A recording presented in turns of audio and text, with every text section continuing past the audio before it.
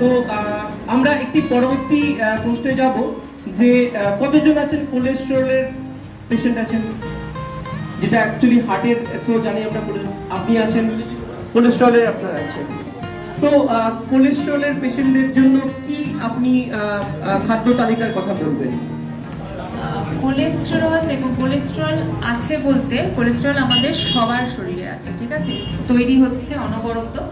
এবার কারোর ক্ষেত্রে সেই লেভেলটা হাই হয়ে গেলে 200 মিলিগ্রামের বেশি হয়ে গেলে আমরা সেটাকে কোলেস্টেরল বেড়েছে বলি, ঠিক আছে। তো সেক্ষেত্রে কখন হয় এই জিনিসটা, যদি আমরা খাদ্যের মানে খাদ্য তালিকা এরকম করে ফেলি যে প্রচুর পরিমাণে দিনের পর দিন ফ্যাট খেয়েছি, মানে তৈলাক্ত খাবার বা স্পাইসি ফুড, এই টাইপের জিনিস, বা বাইরের প্যাকেজড ফুড যেগুলোকে আমরা কেক, পেস্ট্রি, পাস্তা, নুডলস, এই টাইপের জিনিসগুলো যে খেয়েছি, তো সেই জিনিসগুলোকে বলি। তো আমি খাদ্য তালিকায় মেনলি